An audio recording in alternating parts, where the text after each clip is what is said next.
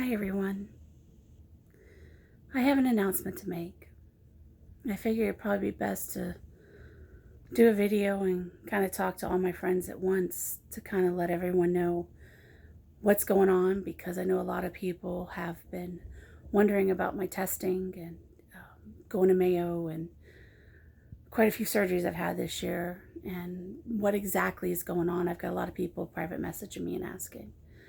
So I decided to put it out there and let everyone know. Uh, I have full cancer, and it is multiple myeloma. There's 3 stages in multiple myeloma. I am stage 2 right now. In March, it was looking at about stage 1, but it's aggressive.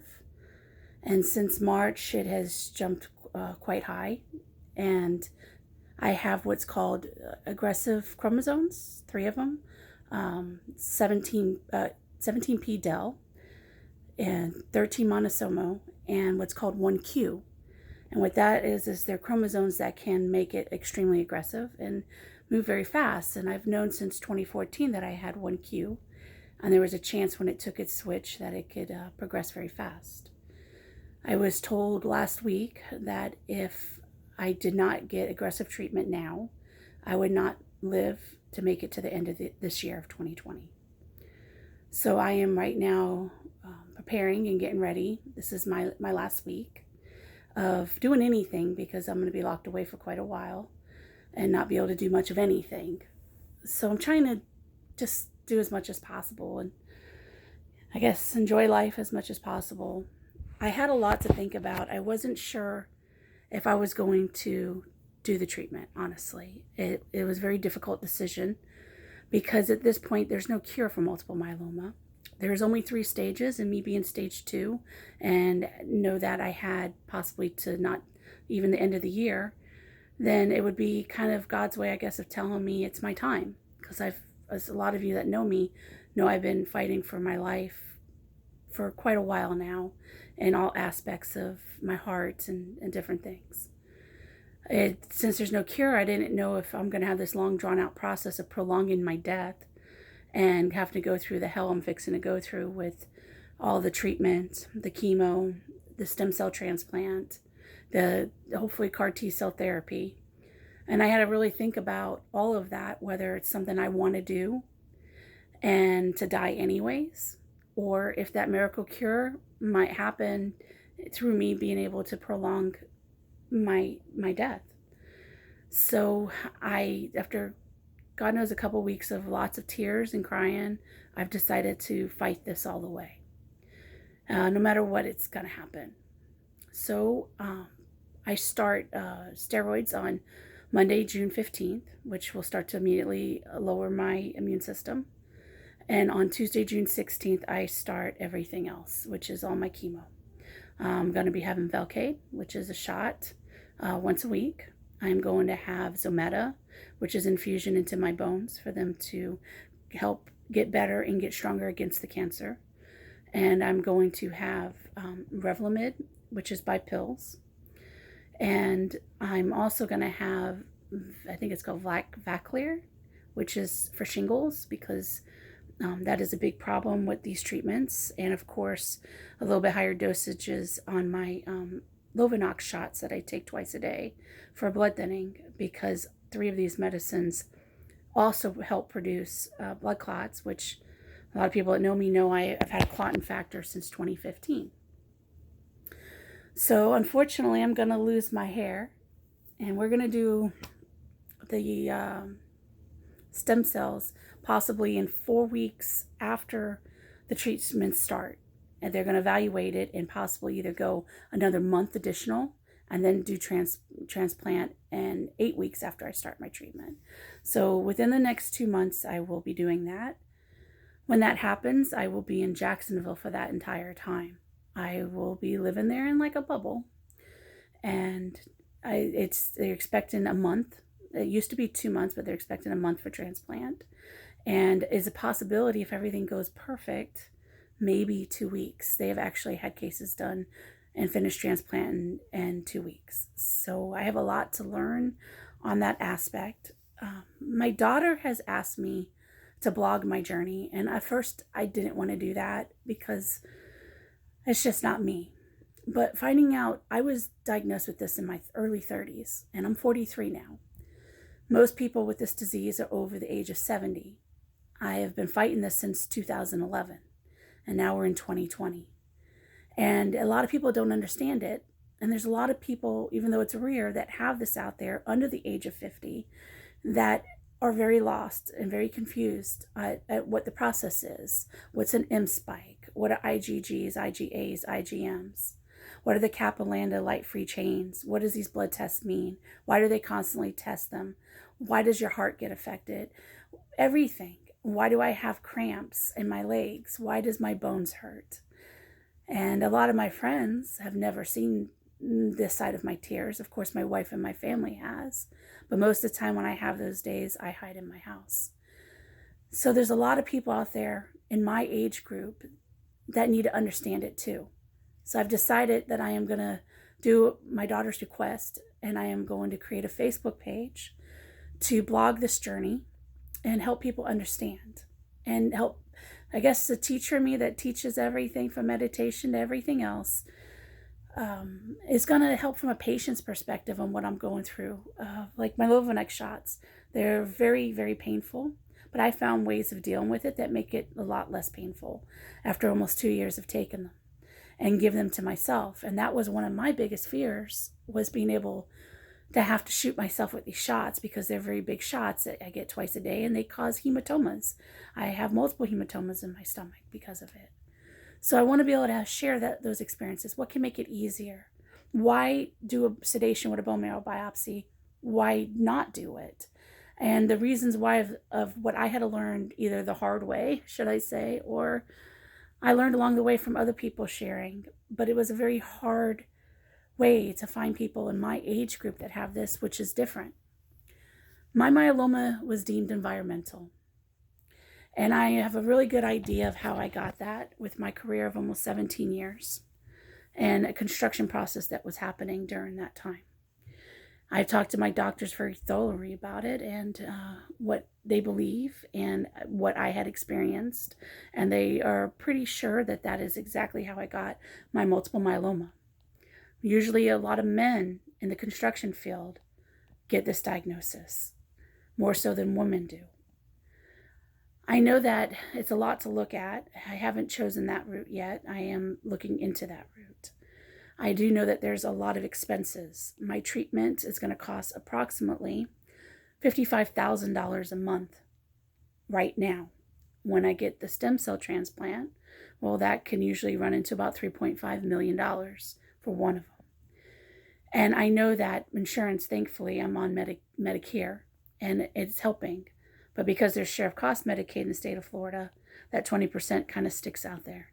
So there's a lot of grants that you have to get for. So this is the other stuff I'm going to be blogging for, is to help people that are young and that are going through this understand the Medicare and the Medicaid system, what they can file for, how to get grants, how to get money that can help you. But there's a lot of it is catered only to medical. That's not including expenses that you might have, or how bills keep piling up, or how you can't afford to pay for other things. I need a bed really bad right now. It's about $5,000 for the bed I need to get, and no grant covers that. I am going to be posting a GoFundMe quite shortly to try and help with coming up the expenses for the bed. I'm trying to figure out the best way to do that. I know my daughter knows a lot about that, and I am going to look at doing that because I really do need a bed. It's crippling my spine right now. My bones are very fragile from me having over 75% of myeloma in March. Now they think it's a lot more. I'm close to that 100% probably.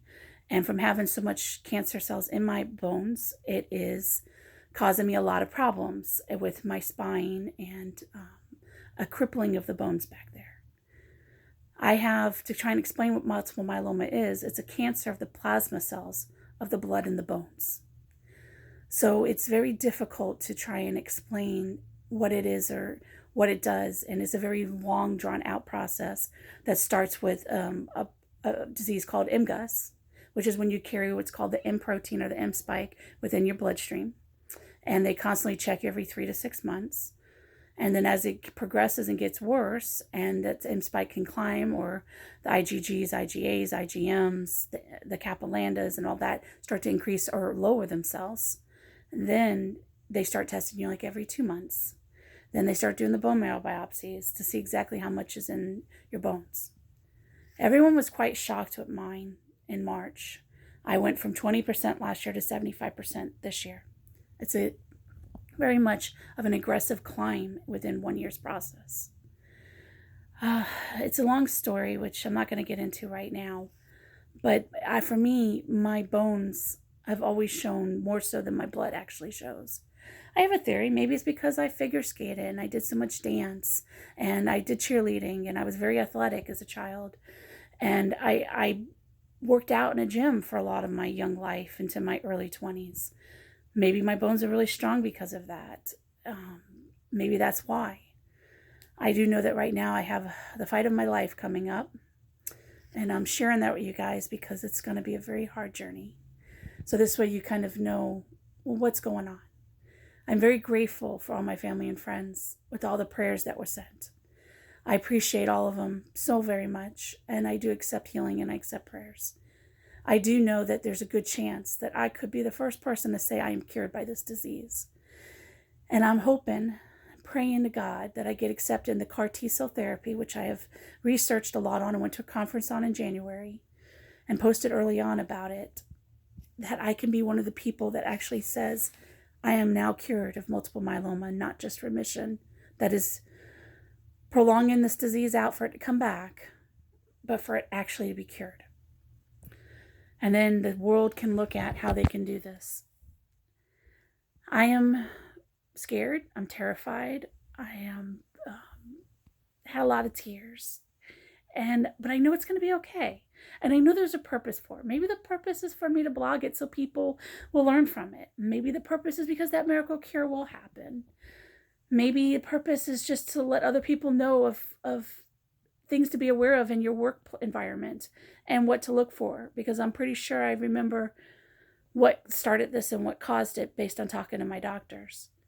I know that I'm worried about my hair. As you all know, I've been growing it for quite a long time on purpose, not cutting it and trying to get it all one length, because my goal is always to make a wig out of my own hair.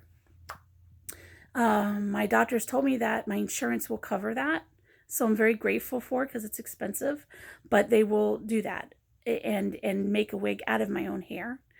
I do know that if I start the stem cells 4 weeks from the 16th of June, that it's going to be a very fast process. So I have to find out about that now, because when I get my first stem cell treatment, I will lose all the hair in that first treatment. It's very aggressive. I do know that I know it's hard to see it, but I've already started to lose hair on my edges here, where it looks like it's fried from a bad dye treatment or something, but I lost all the hair around my edge. And it's been growing back, very, very, very curly, I must say, but it just looks like burnt hair. And I've lost that around all my edges of my hairline based on everything happening. They're not expecting me to lose it through this initial start of chemo, but it could damage my hair from the chemo. So the key is to have it cut at the premier time of its health. And if this is the healthiest it's going to be right now, then I have to make the decision to go ahead and cut it and shave it, even before the stem cell treatment, of course, and get it prepared and get it ready. I'm going to find out this week about that. And after I start treatment on June 16th, I will not be able to go anywhere or do anything because my immune system is going to be very, very low. I love you all very much. I appreciate everything. And through this many, many years of everything that's been happening and the people that have stayed with me through this time. I love my family. I love my daughter, Athena, and Adrian, her husband, and my grandkids, Nevaeh and Ava. And in case Athena hasn't told you, I'm expecting a third grandkid, and we will find out on the gender reveal on June 13th if it is a boy. And we're hoping for a grandson, but if it's a girl, another granddaughter will love just as much. And we'll see, what I'm having. So I have to be here when that baby is due in January, for sure. I got to make the end of the year, which also contributed to me making the decision to fight. And I love my wife very much, and for being by my side, because a lot of people don't realize she's my caretaker. And this is very hard. It's as hard for her as it is for me, because she has to watch me go through it. She knows the pain. She knows the suffering. She has been there through my tears. She's been there by my side. And I love you very much, Lori, for being with me through this time. I love my mom, my dad, my family, my Auntie Donna, my cousin Tracy, everyone that's been on the phone with me, talking to me and trying to help me through this. Everybody in my family out there. I love you, Jody Saline, my Jody Square, my best friend, who has been there too through everything, and everybody else that has been by my side. No, I'm not forgetting anybody. I love you all, and if you like, follow my journey, and maybe it can help teach other people you may know, or people you know with cancer, on things that can happen and what they go through. I love you. Thank you.